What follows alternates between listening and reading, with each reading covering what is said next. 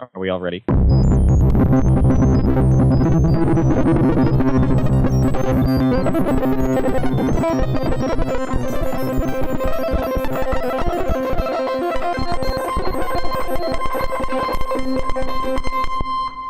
We were born ready. All right. You ain't seen ready till you seen this show. All right. All right. Here you go. This is SoundNotion, the weekly podcast for new music and music news. I'm Patrick Kulo. I don't know what number I am. You're now. Say it now. This is Sam Merciers. I'm Nate Blyton. And I'm Dave McDonald. Holy cow, right. It's been at least 2 weeks since we've done this. That's why we screwed it up. And clearly Sam's a little rusty. Well, I don't remember being told which number I was. Oh, sorry. My bad. My bad. I think we're allowed a mulligan on this. Oh, no. We're good. We're good. All right.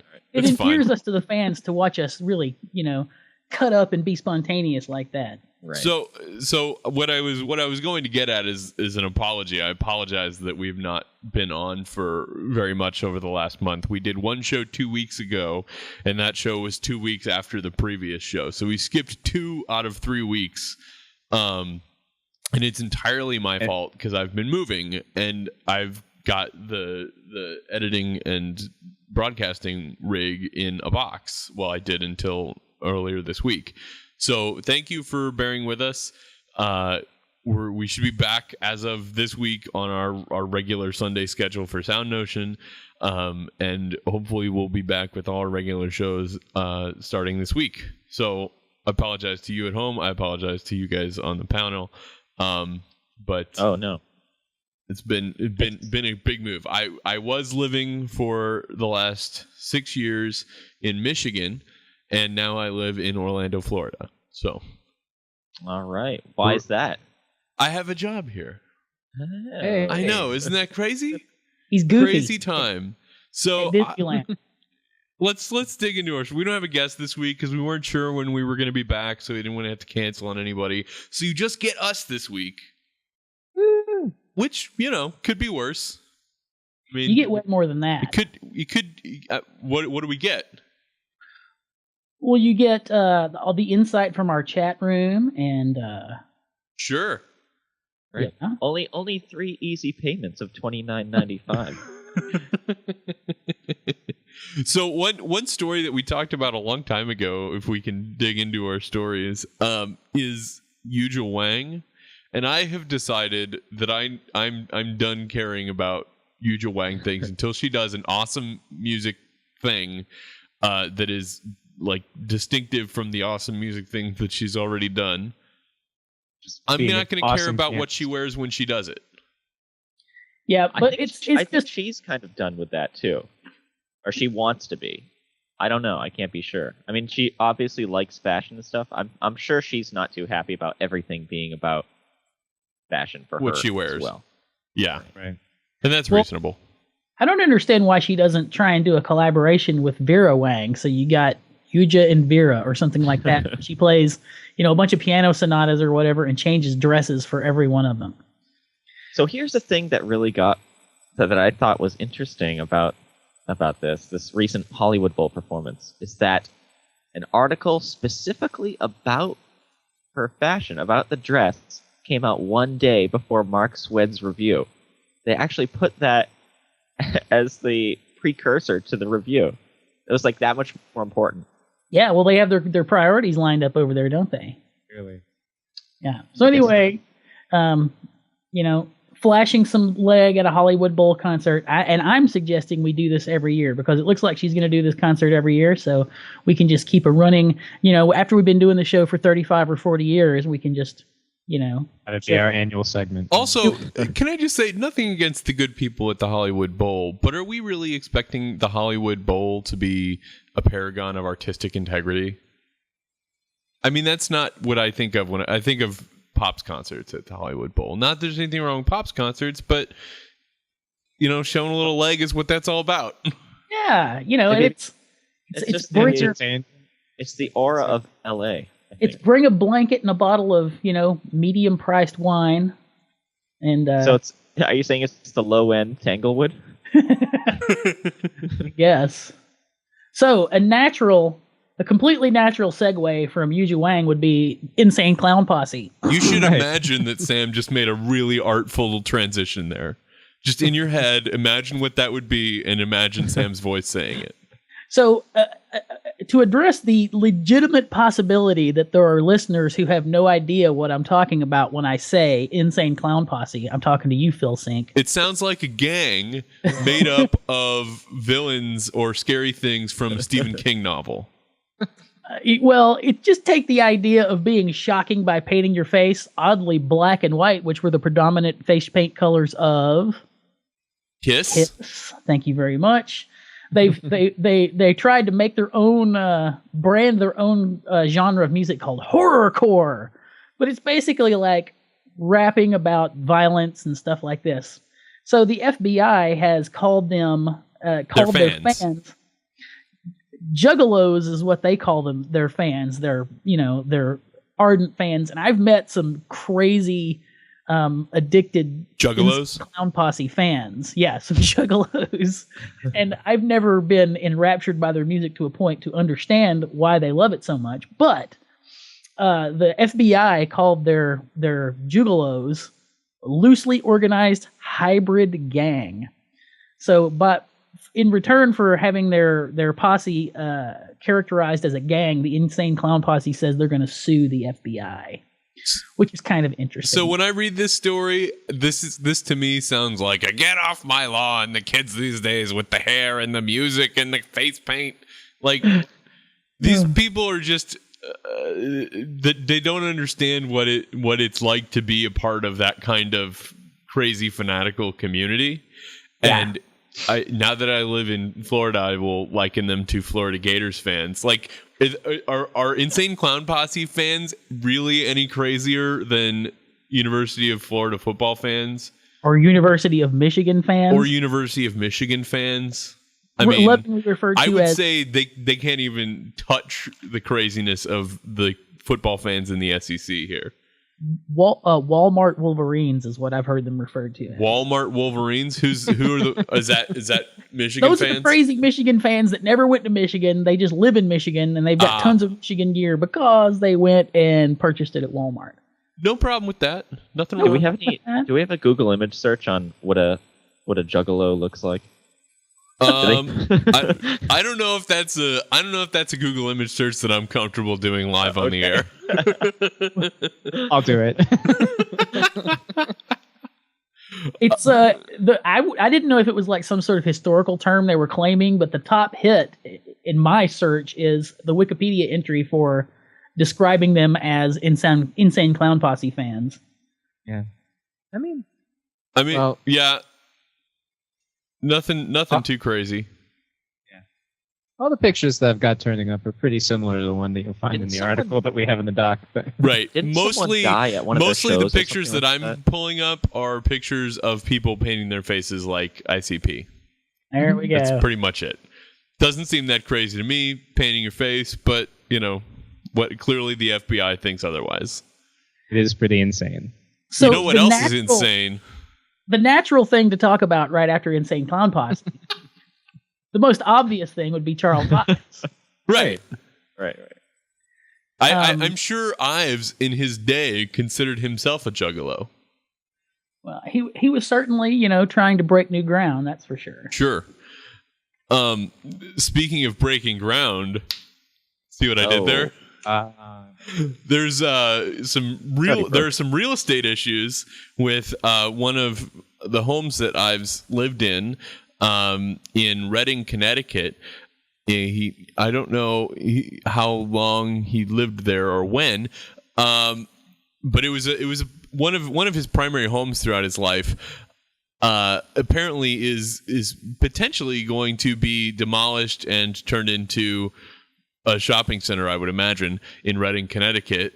And there is a campaign to stop this. You can read about it on Sequenza 21 and on Arts Journal. What do you guys think about the value of saving Ives' house? it's the same as the saving the Thomas Edison house in Fort Myers, which you're fairly close to now, Dave. I should go. You should. Mm-hmm. They have his lab and everything. But, So what's the value though, Patrick? I mean, is that a valuable pursuit? Is trying to save this home? I don't know. I'd go to it. I mean, I don't know what, as far as artifacts that would be interesting to see for someone paying, like $10 or something to walk through the house. I don't know what really there's going to be there to entice anyone to, I don't know, travel anywhere. Right. But it's different from the Thomas Edison house where there's like, the whole laboratory and estate. I don't know how big this house is. I don't know. Yeah, again, I don't know what there is to see in a house of a composer. It's not like you said with Edison, there are a lot of artifacts of the laboratory that you could examine. Right. But there's the piano, and here's some scores. Right. Yeah.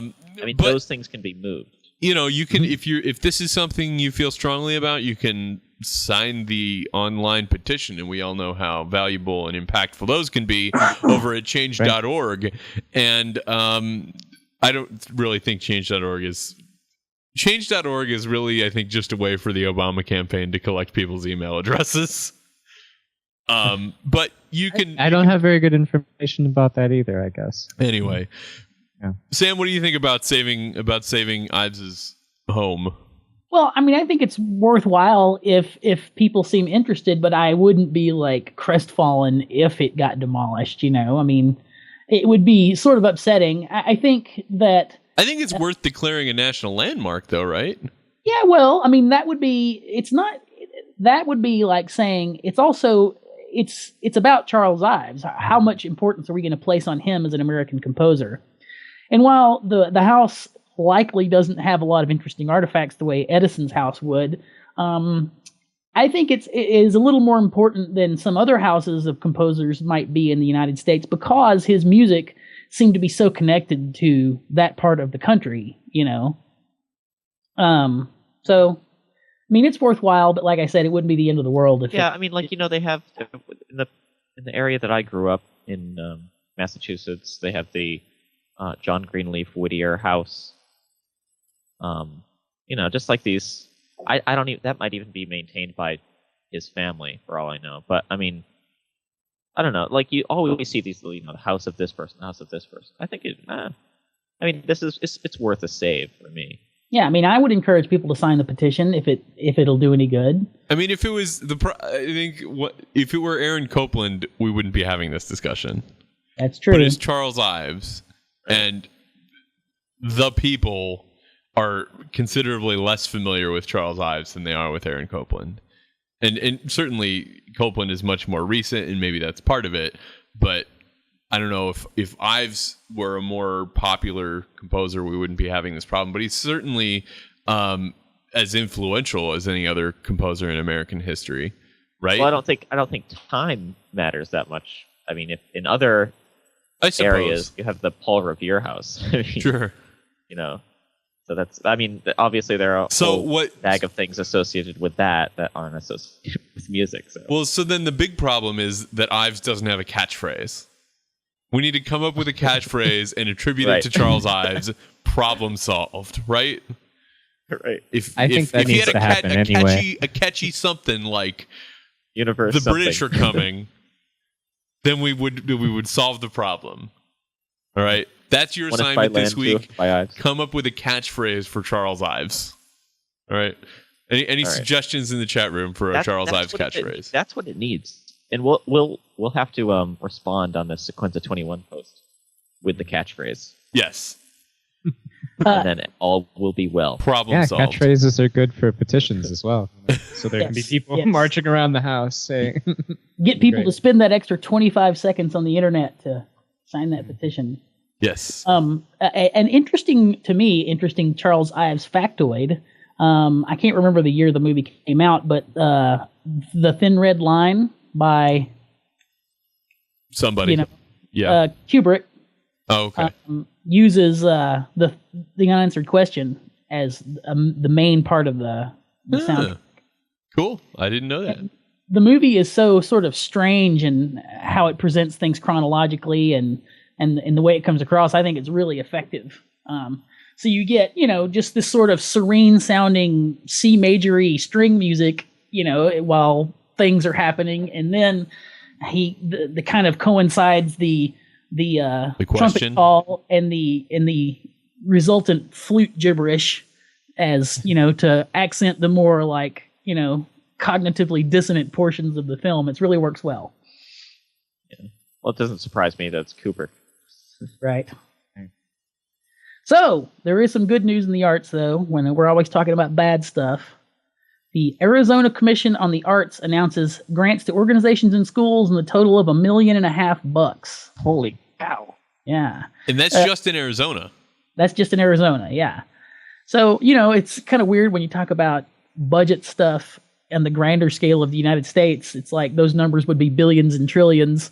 So in the grand scheme, $1.5 million is like nothing, but it's good since it's going to like just Arizona locations. Yeah. And there's an alphabetical list. We'll have a link. There's an alphabetical list of all the organizations included. So nobody's going to get rich, but everybody's going to get some help because there's a huge list of things. And it's great to see that there are states that are prioritizing the arts in some way. We've talked about Kansas eliminating their arts commission. We've talked about drastic cuts in Oklahoma. And a lot of states have their arts organizations in really dire straits where they are either being cut completely or they're being, for all practical purposes, cut by lowering their budget to the point where they can't even hire staff to make decisions about where grant money should go. And it's great to see a state like Arizona building their yeah, I mean, even if one of these middle schools gets $1,000, I mean, that buys a few instruments or right. Yeah, some place gets the money they can use to fix the motor on the vibraphone. That's a step in the right direction. That's important. That is important. I've harped about that on the show before. What is it with vibraphone motors? Because I always want to write for the motor being on, and then you talk to ensembles all over the place.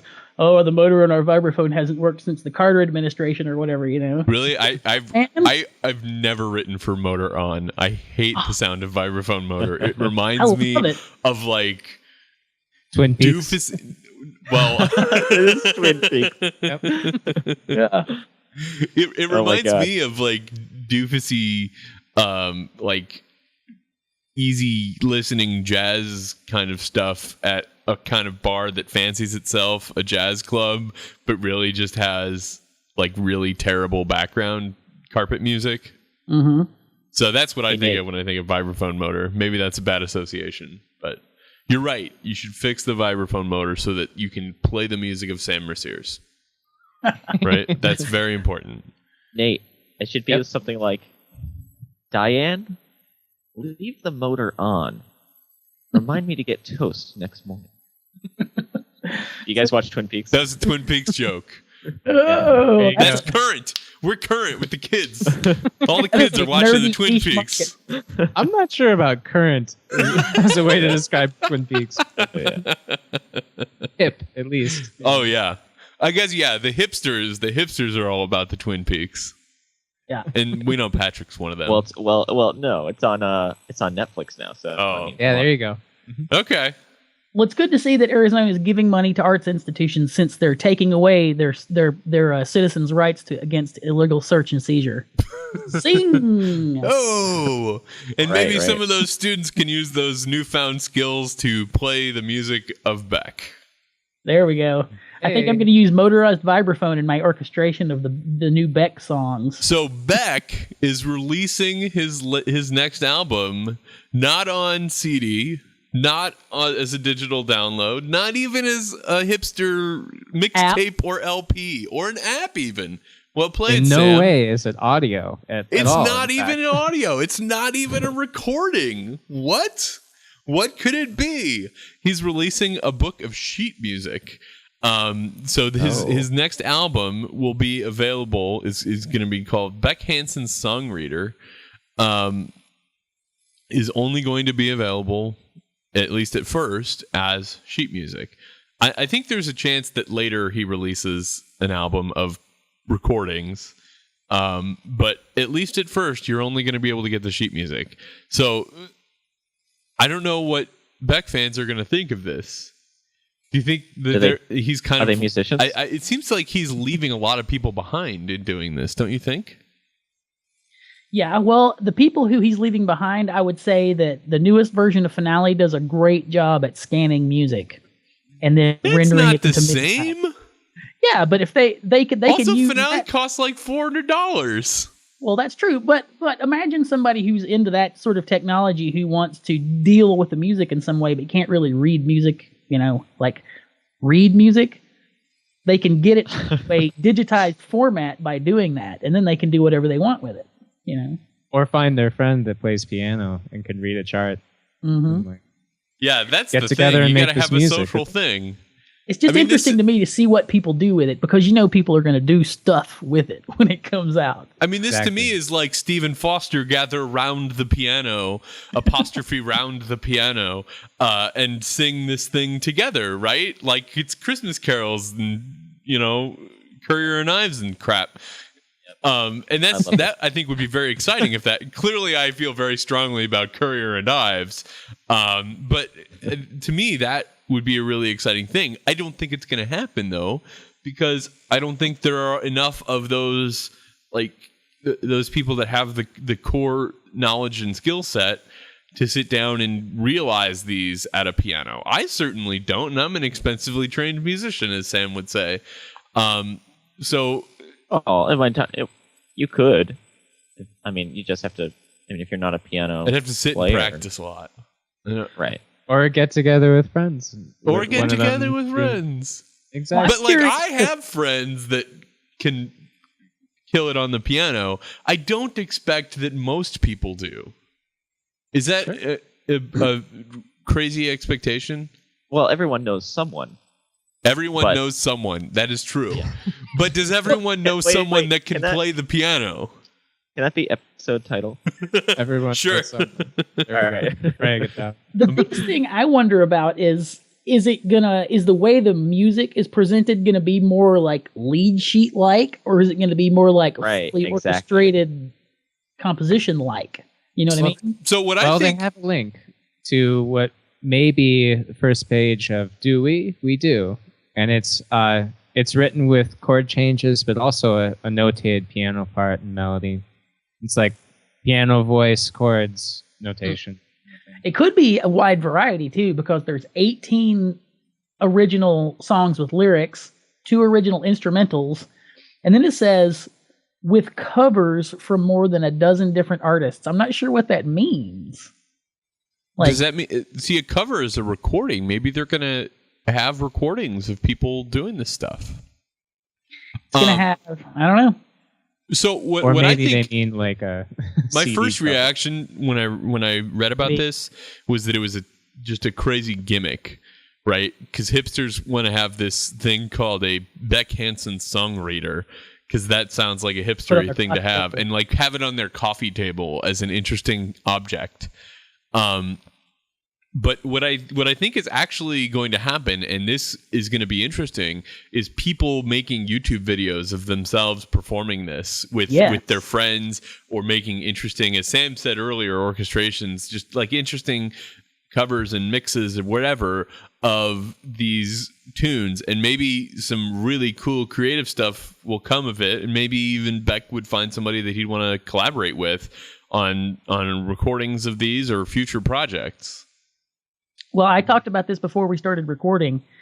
If the SoundNotion crew does not generate at least one fully orchestrated version of one of these songs, I will be sorely, sorely disappointed in us. Shoot, I'll do it today.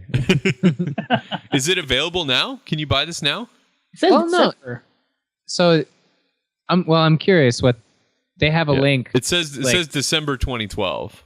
Yeah, they have the first page of something. Oh, okay, I see. And it may be one of the songs off the album. It says it's a mock-up. I'm not sure if that means it's part of Beck's collection or not. It's probably like a draft of the typesetting. Yeah. Also, already made an album. They're just waiting to release it. Like, maybe this is what I did. I love it that it raises the question of whether or not he's made recordings of these songs. And also to clarify, in the article, when they mention covers from more than a dozen different artists, I think they're referring to the actual art. Yeah, you're right. And not any performances or anything. Yeah. Oh, covers. Like in the literal sense of a cover of a thing. The graphical choices for the printed material. Now, Nate, I'm looking at that same link that you looked at, and I think you missed something very important. Yeah. It says piano and a grand staff out to the left, but then above the top staff, if you zoom way in and it gets fuzzy, it says ukulele.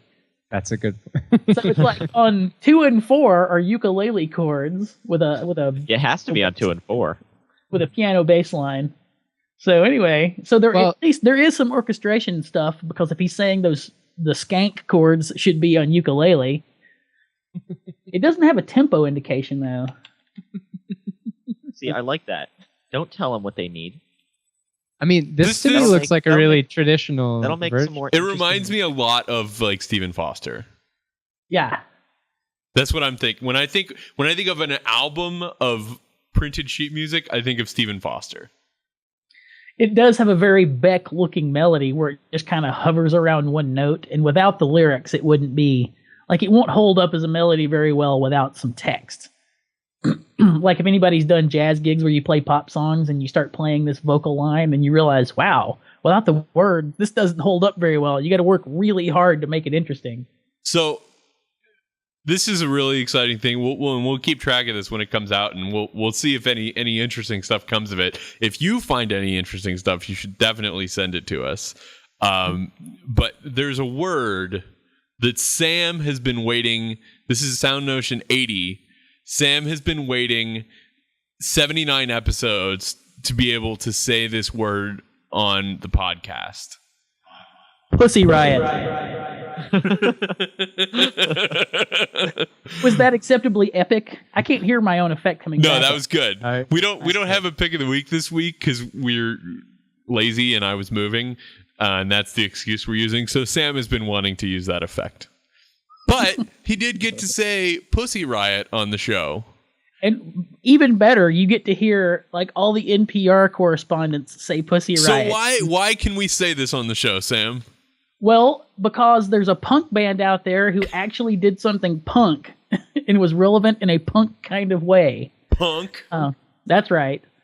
So Pussy Riot is an all-female Russian punk band. I know nothing about the quality of their music or anything else. I watched the video of them. That's just the way I like my Russian punk bands.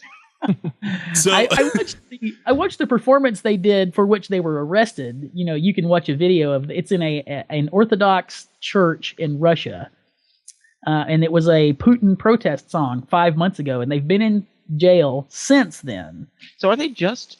I know they got arrested for hooliganism. No, that's not what they were arrested for. That's what they finally got around to charging them with. What were they actually arrested for then? I'm not sure what it was called, but I mean, they could have called it disturbing the peace or trespassing or whatever. Inciting a riot? Yeah. A pussy riot, perhaps? So anyway, they have been sentenced to a 2-year prison term. What?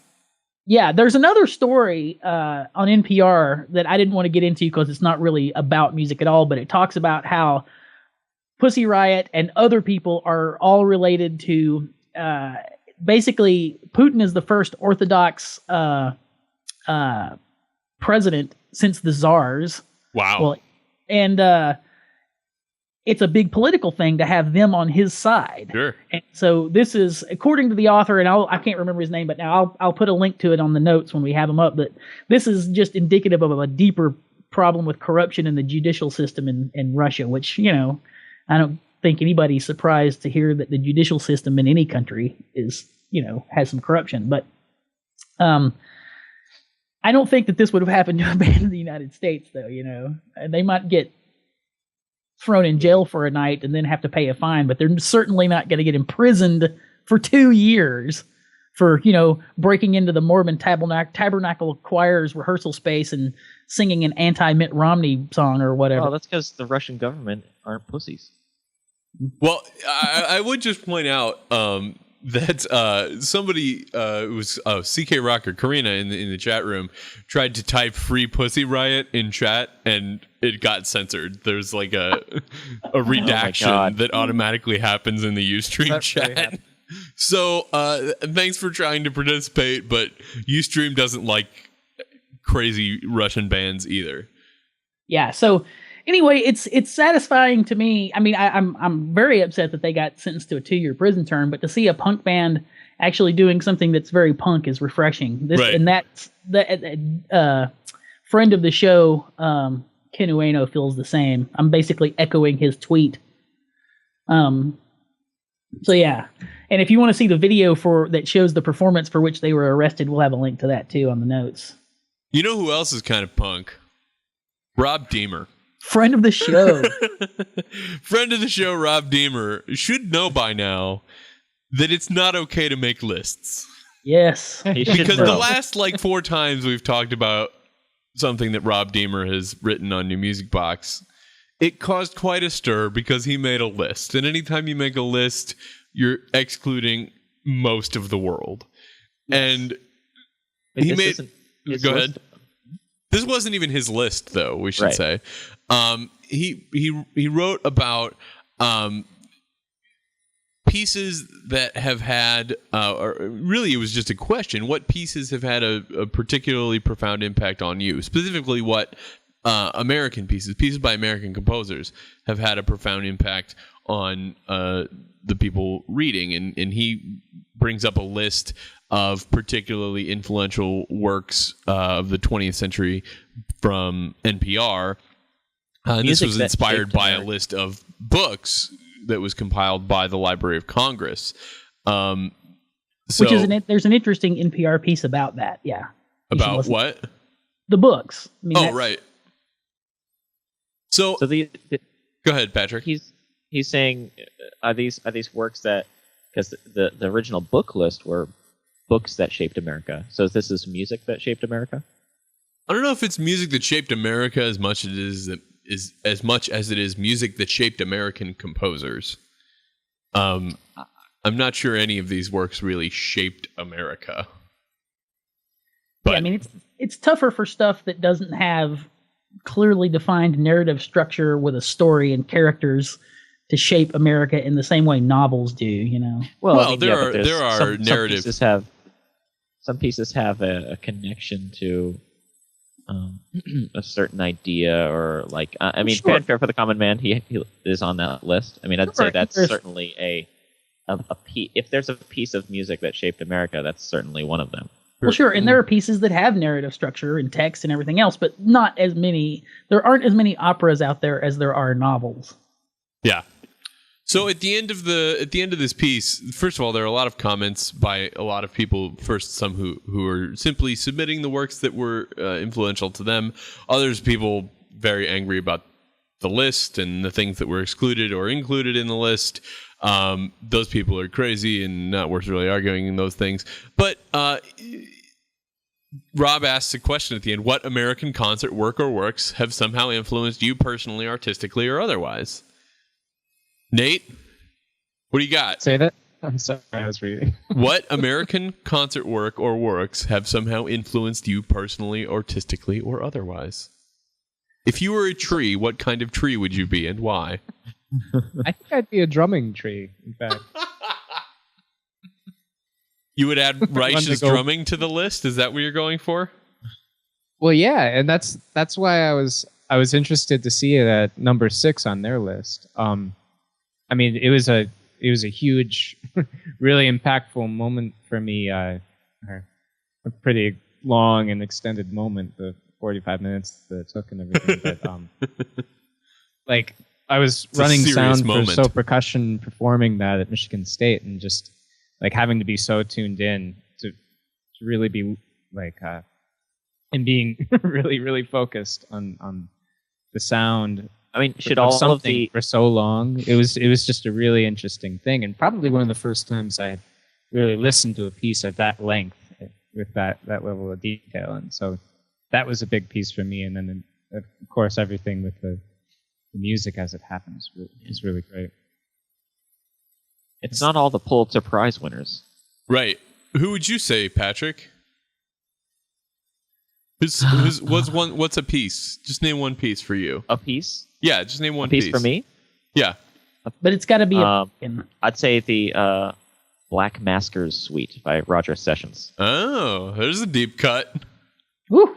Indeed. On the low end of the dial. I would say Roger Sessions in general is unfortunately a pretty deep cut. Yeah.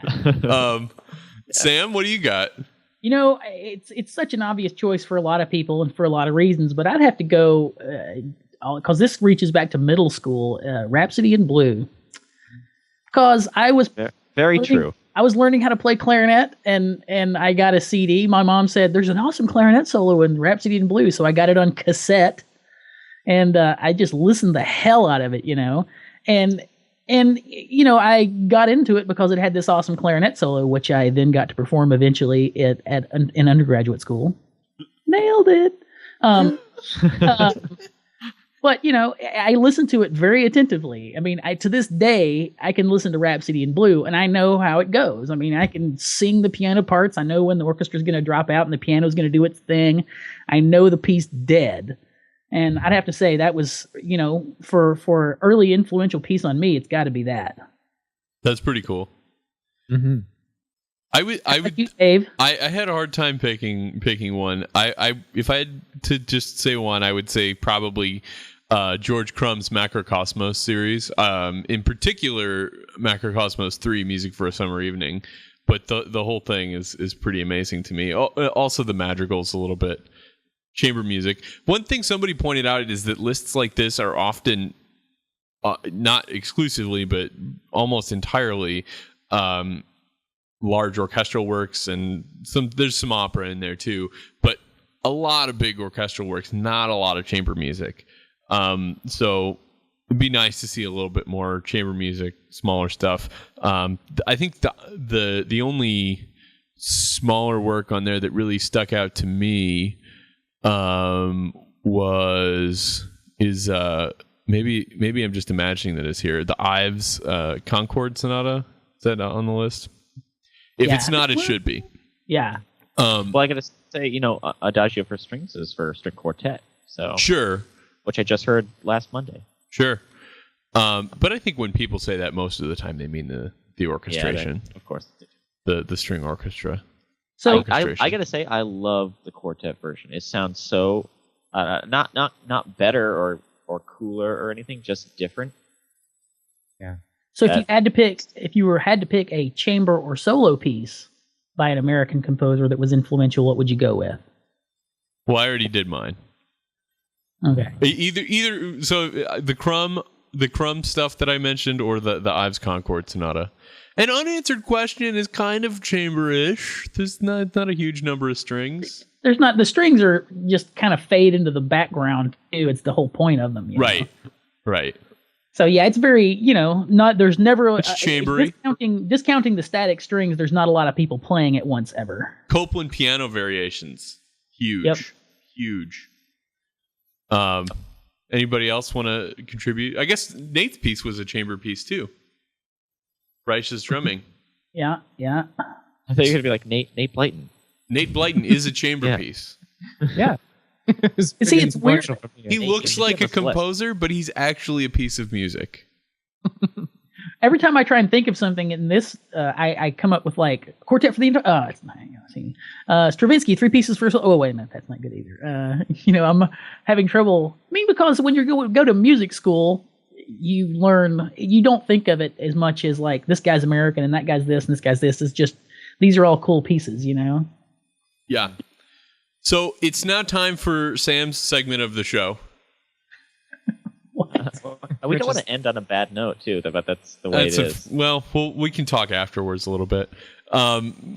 So we unfortunately have an obituary segment of the show again this week, and it's been a couple of weeks now since we've been off.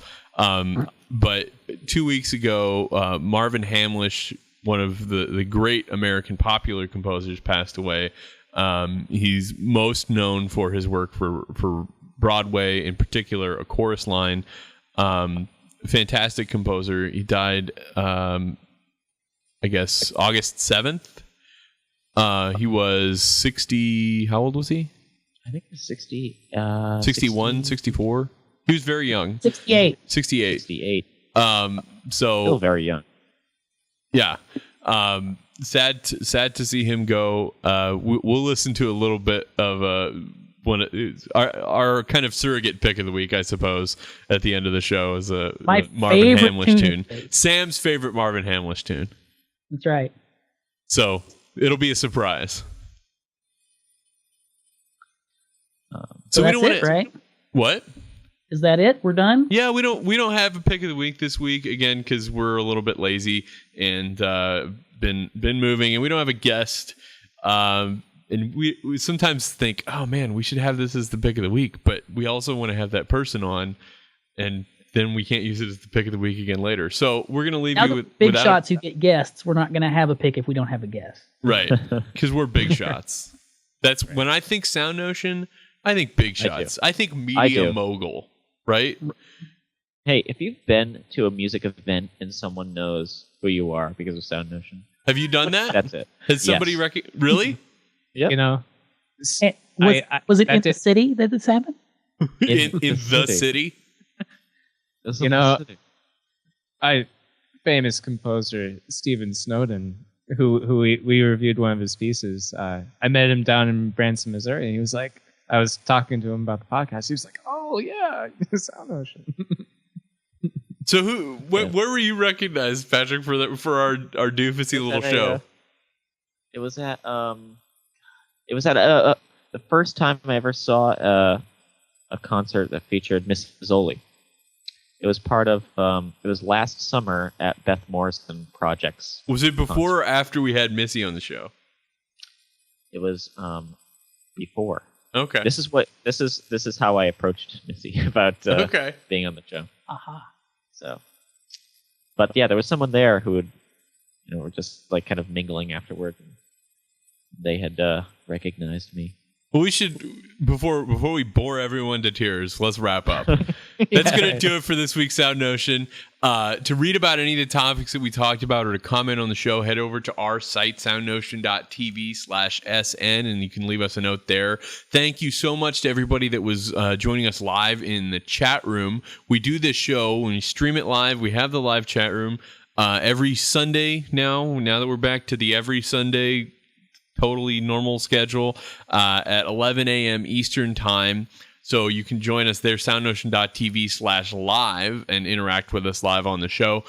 You can connect with us on Facebook or Twitter. We're at SoundNotion. This show and all our shows at SoundNotion TV are available in the iTunes store or wherever you can find good podcasts like this one. So be sure to subscribe in iTunes or whatever you like to use to download each episode automatically to your favorite device.